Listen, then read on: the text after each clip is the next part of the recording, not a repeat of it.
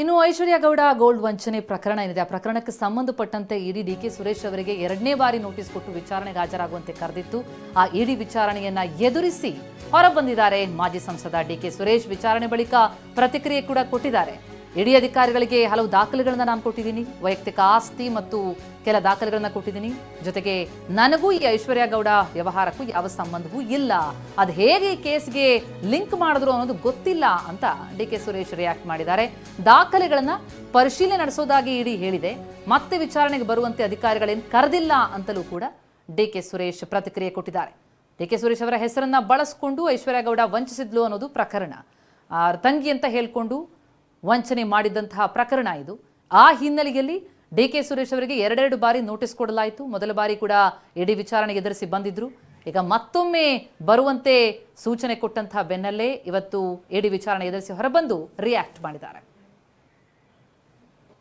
ಕಳೆದ ವಿಚಾರಣೆ ಸಂದರ್ಭದಲ್ಲಿ ನನಗೆ ಕೆಲವು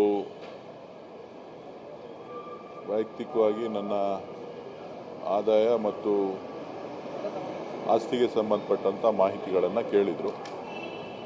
ಆ ಎಲ್ಲವನ್ನು ಕೂಡ ಇವತ್ತು ಅವರಿಗೆ ನಾನು ಸಂಪೂರ್ಣವಾದಂಥ ಮಾಹಿತಿಯನ್ನು ನೀಡಿದ್ದೇನೆ. ಬೇರೆ ನ್ಯಾಯಾಲಯದಲ್ಲಿರ್ತಕ್ಕಂಥ ಇತರೆ ಕೇಸ್ಗಳೇನಾದರೂ ಇದೆಯಾ ಅನ್ನೋದ್ರ ಬಗ್ಗೆ ಮಾಹಿತಿ ಕೇಳಿದ್ರು, ಅದನ್ನು ಕೂಡ ಕೊಟ್ಟಿದ್ದೇನೆ. ಹಾಗಾಗಿ ನನಗೆ ಕೇಳಿದಂಥ ಎಲ್ಲ ದಾಖಲೆಗಳನ್ನು ಸಮರ್ಪಕವಾಗಿ ಸಲ್ಲಿಕೆ ಮಾಡಿರೋದ್ರಿಂದ ಅವರು ಆಯಿತು ಪರಿಶೀಲನೆ ಮಾಡ್ತೀವಿ ಅಂತ ತಿಳಿಸಿದ್ದಾರೆ. ಸದ್ಯಕ್ಕೆ ಆ ವಿಚಾರವನ್ನೇನು ಹೇಳಲಿಲ್ಲ. ಏನೇನು ದಾಖಲೆ ಕೇಳಿದ್ರು ಎಲ್ಲ ದಾಖಲೆಗಳನ್ನು ಕೊಟ್ಟಿದ್ದೇನೆ. ಮುಂದೆ ಅವ್ರು ಏನು ಹೇಳ್ತಾರೆ ಗೊತ್ತಿಲ್ಲ. ನನಗೆ ಅದು ಗೊತ್ತಿಲ್ಲ. ಅವರು ಕೆಲವರು ಅನ್ಯಾಯಕ್ಕೆ ಒಳಗಾಗಿರ್ತಕ್ಕಂಥವರು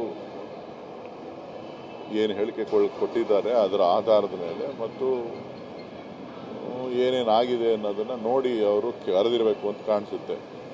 ಅದಕ್ಕೆ ನನ್ನ ಮಾಹಿತಿ ಏನು ಕೊಡಬೇಕಾಗಿತ್ತೋ ಅದನ್ನು ತನಿಖೆಯಲ್ಲಿ ಏನು ಸಹಕಾರ ಕೊಡಬೇಕೋ ಎಲ್ಲ ಸಹಕಾರ